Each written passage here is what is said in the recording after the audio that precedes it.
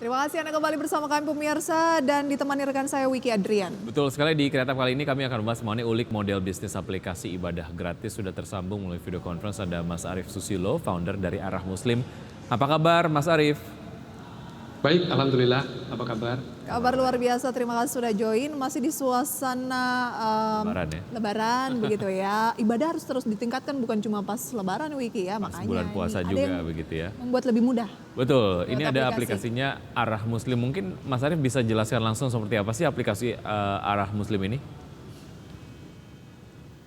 Baik, jadi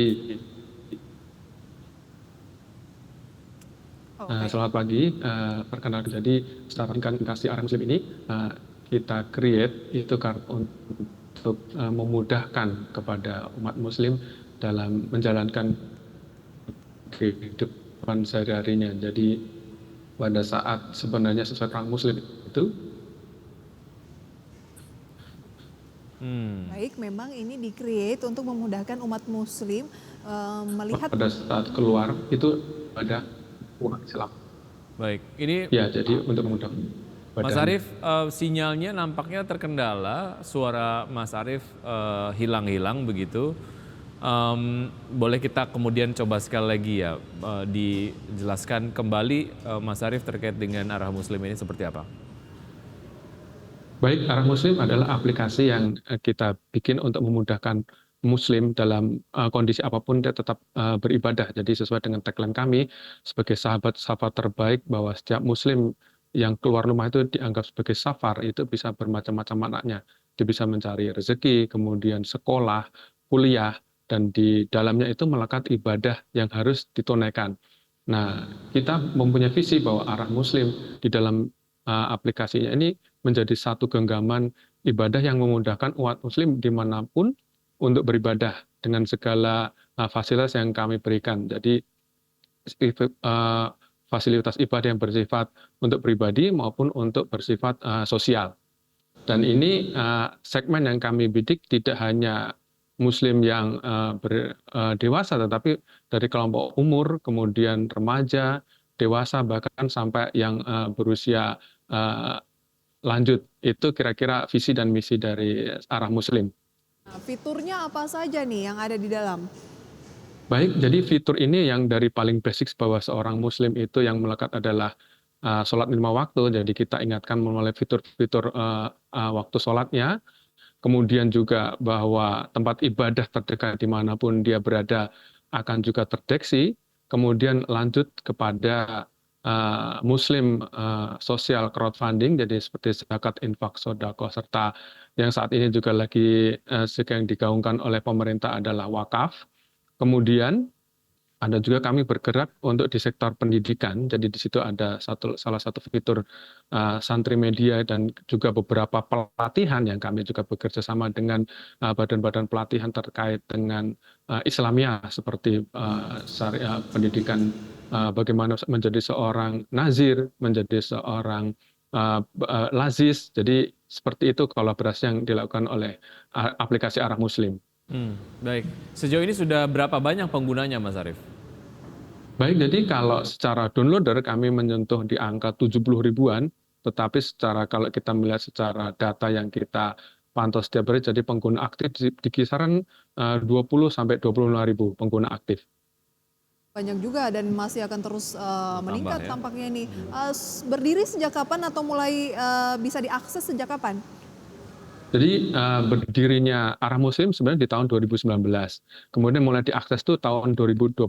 Jadi ini sedikit background history. Jadi kami bergeser dari di awal adalah keinginan membuat satu aplikasi yang menservis travel management system. Dalam hal ini lebih spesifik adalah di umroh. Karena umroh ini kan menurut kami adalah pasar yang gemuk, tetapi ada satu kejadian luar biasa sehingga COVID, sehingga bisnis travel menjadi dari 1 juta di tahun 2010 jumlah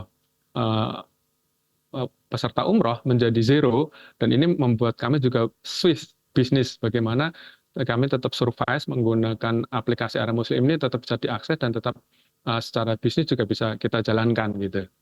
Baik, Apakah seluruh fiturnya dapat dinikmati secara gratis? Jikapun iya, lalu seperti apa model bisnis dari Arah Muslim? Kita akan lanjutkan usai jeda berikut ini ya Mas Arif ya.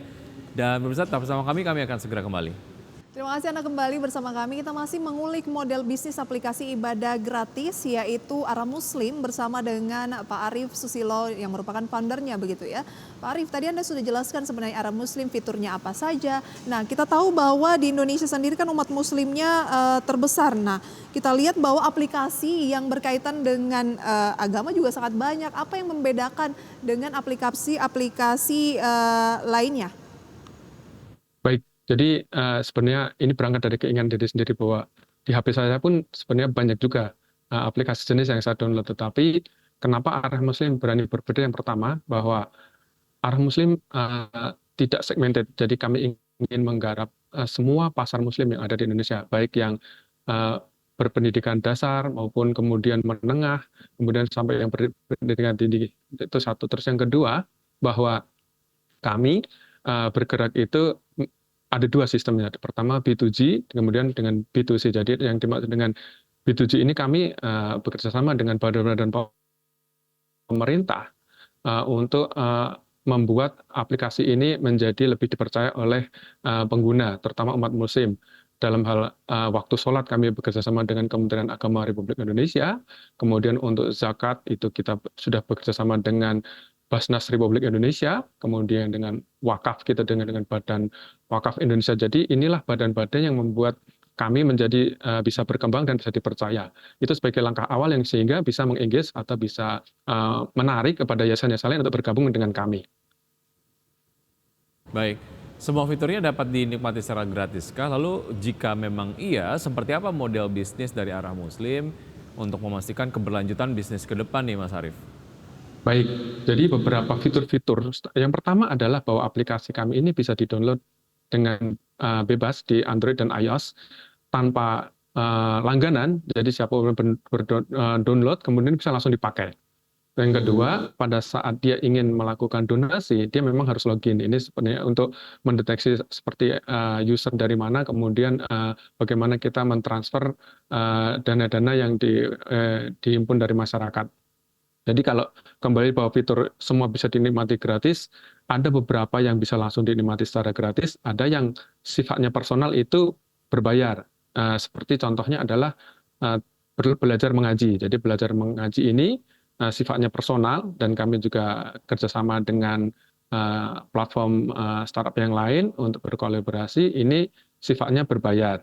Terus kemudian untuk sekolah-sekolah pada saat di pondok pesantren atau sekolah boarding school Islam itu juga pada saat ingin menggunakan sistem pendidikan juga ini ada berbayar dan sifatnya memang itu kan personal.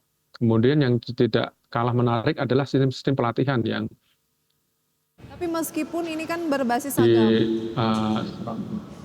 Betul. Baik, ini kan meskipun berbasis agama, tetapi kan tetap bisnis begitu ya. Ada tim-tim di sana yang harus dibiayai, operasional, maintenance dan lain sebagainya. Berarti kan tetap mengejar profit. Nah, sampai saat ini peluangnya seperti apa untuk profitabilitas?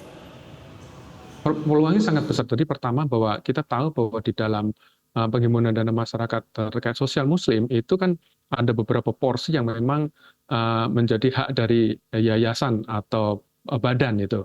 Biasanya itulah yang disaring oleh badan itu kepada kita sebagai platform yang bekerja sama untuk memperluas Muslim crowdfunding. Itu satu. Yang kedua, kemudian pola-pola pelatihan, kemudian pola-pola kolaborasi terkait kebutuhan di pendidikan menggunakan platform Islam ini sangat menarik untuk menjadikan bisnis. Kemudian potensi belajar Quran ini berdasarkan survei dari teman-teman kami bahwa masih banyak akses untuk muslim belajar Quran itu ruang privat untuk belajar, sehingga inilah yang akan menimbulkan pola-pola bisnis yang menurut kami bisa kami kembangkan.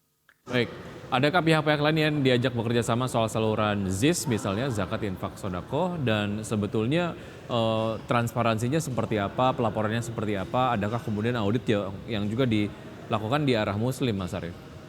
Baik, jadi karena Arah Muslim ini adalah suatu badan, jadi memang tidak diperkenankan untuk menghimpun dana, sehingga kami bekerjasama dengan yayasan atau badan yang sudah dilegalisasi secara pemerintah. Jadi yang pertama tadi saya sudah jelaskan sebelumnya, untuk memperkuat trust masyarakat, kita bekerjasama dengan badan-badan yang sudah menjadi milik pemerintah, seperti untuk zakat, infak, sedekah kita dengan Basnas Republik Indonesia, kemudian untuk wakaf dengan Badan Wakaf Indonesia.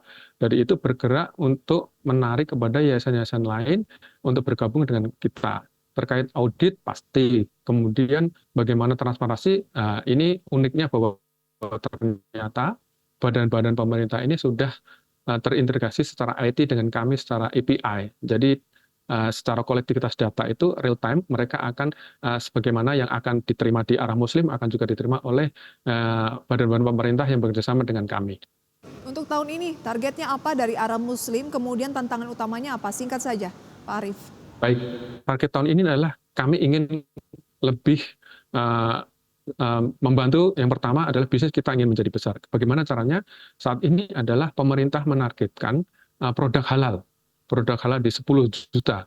Dan ini kami sudah membuat satu lagi fitur yang juga sudah bekerja sama dengan beberapa konsultan untuk ikut menaikkan potensi produk-produk halal ini dikenal oleh masyarakat. Di satu sisi dan sisi lain, kami juga membantu memberikan akses kepada masyarakat untuk mengakses produk-produk halalnya di aplikasi Arah Muslim. Baik, itu dia ya, produk halal itu yang lagi digalakkan sesuai dengan program dari pemerintah juga. Sayang sekali waktu kita terbatas, Pak Arief, sukses selalu untuk Arah Muslim dan sampai berjumpa kembali. Terima kasih Mas Arief, sampai jumpa. Baik, dan pemirsa sebelum kita akhiri Power Breakfast kali ini, kita akan simak terlebih dahulu pergerakan dari IHSG dari pembukaan sesi 1 hingga saat ini dapat Anda saksikan di layar televisi. Sejauh ini IHSG bergerak di zona merah ya. Turun 1,09% atau 78 poin ke 7.093, tetap berupaya sejak pembukaan kurang lebih 30 menit yang lalu untuk bertahan di 7.100. Kemudian nilai tukar rupiah terhadap dolar Amerika Serikat masih melemah di 16.258, turun 0,59% terhadap dolar Amerika Serikat. Top gainers diantaranya adalah ada TALF, kemudian MHKI, ISAP, ATLA, VWCT, Uang, Kici, Gria, dan Heli. Banyak perubahan ya yang berlangsung dalam 30 menit pasca pembukaan, di mana saham-saham yang menjadi gainers ini banyak berubah. Kemudian top losers based on value ada BJBR, REA atau Dunia Virtual Online, TOSK, SMIL, MTEL, PNLF, EXCL, Wifi, BRIS, dan beberapa saham lainnya pemirsa. Itu dia review singkat update pembukaan hingga pukul 9:29 waktu Indonesia Barat.